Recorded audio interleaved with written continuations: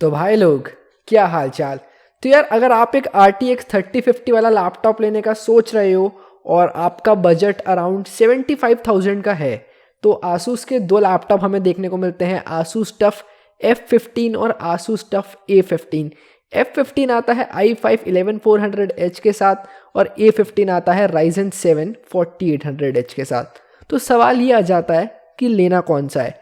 और जो मेरी प्रीवियस वीडियो थी उसमें मैंने आसूस टफ F15 की जो RTX 3050 वाला है i5 11400H, उसकी मैंने अनबॉक्सिंग और रिव्यू किया था और काफ़ी सारे कमेंट्स आए कि भाई कौन सा ले, F15 ले i5 वाला या A15 ले Ryzen 7 वाला। तो यही जो डाउट है ना, यही जो क्वेश्चन है, उसका मैं आंसर आज की वीडियो में करने वाला हूँ। और वीडियो ज़्यादा लंबी नहीं होने वाली क्योंकि इसका आंसर सिंपल सा है और बताने वाला हूँ इसी क्वेश्चन का आंसर मैं आपको। और पसंद आती है वीडियो ना, तो पता है आपको क्या करना है, लाइक करना है।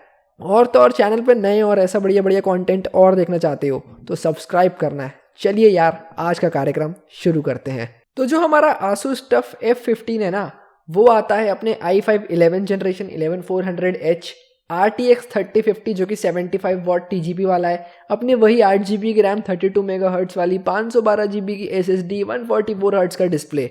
और जो Asus TUF A15 आता है ना, वो आता है Ryzen 7 4800H के साथ, वही हमारा RTX 3050 75 वॉट वाली TGP वाला, सेम 8 GB की रैम 512 GB की SSD, सेम 144 हर्ट्ज़ वाली डिस्प्ले। और जो F15 और A15 है ना, दोनों का बिल्ड भी एकदम सेम ही है पूरा, कुछ ज़्यादा बदलाव है नहीं, मेरे को तो कोई बदलाव नहीं लगा दोनों में। और जो डिफरेंस है ना मेन, वो अपना प्रोसेसर का ही है। जो F15 है वो 11400H के साथ आता है इंटेल i5 के, और जो A15 है वो Ryzen 7 4800H के साथ आता है AMD के। तो दोनों प्रोसेसर में फ़र्क कितना है? तो जो i5 11400H है ना, वो आता है 6 कोर और 12 थ्रेड्स के साथ, वही Ryzen 7 4800H आता है अपने 8 कोर और 16 थ्रेड्स के साथ। तो जो नंबर ऑफ कोर्स है ना, उनमें तो Ryzen 7 आगे निकल गया, लेकिन अभी सारा खेल नंबर ऑफ कोर्स पे डिपेंडेंट नहीं है। जो i5 11400H है ना, वो एक लेटेस्ट जनरेशन का प्रोसेसर है और Ryzen 7 4800H प्रीवियस जनरेशन का प्रोसेसर है। तो बेटर आर्किटेक्चर हमको इंटेल i5 11400H में देखने को मिलता है। और इसी कारण इंटेल i5 11400H की सिंगल कोर परफॉर्मेंस बेटर है Ryzen 7 4800H की से। और कितनी बेटर है? तो जो i5 11400H है ना, उसकी single core performance around 20 to 30% better है Ryzen से।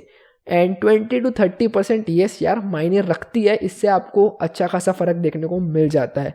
वही जो हमारा Ryzen 7 4800H है ना, उसमें आपको ज़्यादा नंबर ऑफ कोर देखने को मिल जाते हैं, इसलिए जो Ryzen 7 है ना, वो मल्टी कोर परफॉर्मेंस में आगे निकल जाता है इंटेल से। कितना आगे निकल जाता है? 10 to 20%।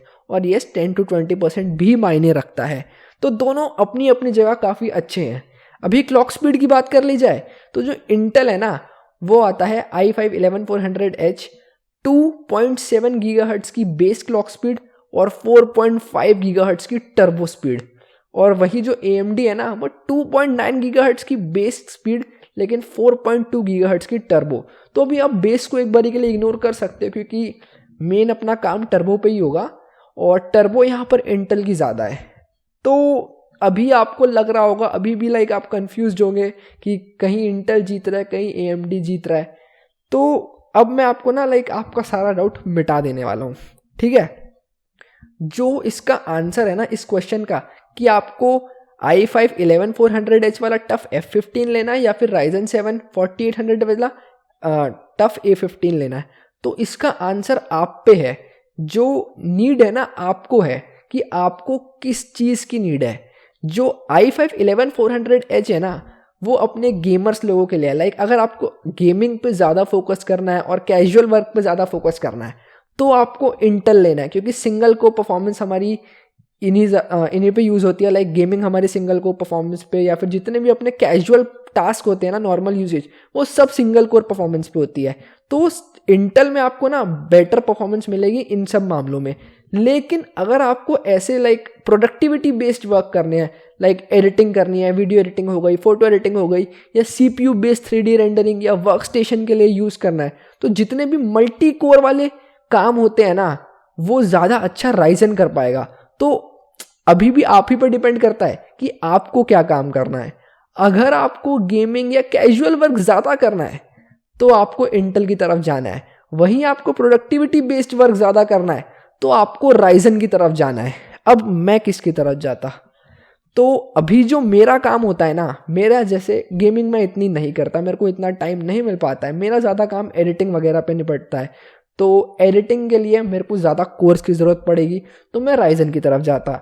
वहीं मेरी जगह कोई गेमर होता जिसको गेमिंग करना ज़्यादा पसंद है और नॉर्मल यूजेज के लिए यूज़ करना है, तो वो i5 11400H के साथ जाता। तो अब गेमिंग में आपको कितना डिफरेंस देखने को मिलने वाला है, अब ये भी गेम पर डिपेंड करता है। कुछ गेम्स में तो आपको 5 से 10 FPS का फ़र्क देखने को मिलेगा, वहीं कुछ गेम्स में आपको 10 से 15 FPS का फ़र्क मिलेगा, और कुछ गेम्स में आपको 20 FPS का भी फ़र्क देखने को मिल सकता है। It depends on the game. अब 20 FPS का फ़र्क तो बहुत कम, यानी लाइक इक्का दुक्का ही गेम होगा जिसमें आपको इतना ज़्यादा फ़र्क देखने को मिलेगा।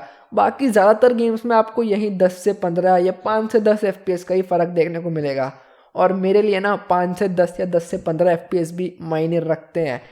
तो अब अगर आपको ना गेम टेस्ट का साइड बाय साइड कंपैरिजन देखना है ना दोनों लैपटॉप्स का, A15 और F15 का, तो आपको ना मैं डिस्क्रिप्शन में एक वीडियो का लिंक दे दूंगा, वो देख लेना। तो उससे आपकी काफ़ी सारी लाइक गेमिंग को लेके भी आपके काफ़ी सारी डाउट्स मिट जाएंगे, कौन ज़्यादा FPS आपको प्रोवाइड कर रहा है और कितना ज़्यादा आपको FPS मिल रहा है। तो उसका वीडियो भी मैं आपको डिस्क्रिप्शन में दे दूंगा। और अगर आपको टफ F15 की अनबॉक्सिंग और रिव्यू भी देखना है तो उसका लिंक भी मैं आपको डिस्क्रिप्शन में दे दूंगा, आप वो भी देख सकते हो।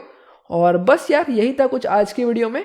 तो आंसर इस यही कि आप पे डिपेंड करता है। अगर आपको गेमिंग और नॉर्मल यूजेज करनी है तो गो फॉर इंटेल, और अगर आपको प्रोडक्टिविटी बेस्ड काम ज़्यादा करना है देन गो फॉर AMD। बस यार आज की वीडियो में कुछ इतना ही। पसंद आई हो तो लाइक ज़रूर कर देना, चैनल बनाए हो और ऐसा बढ़िया बढ़िया कंटेंट और देखना चाहते हो तो सब्सक्राइब ज़रूर से कर देना। मिलता हूँ आप सभी से अगली वीडियो में, तब तक के लिए गुड बाय।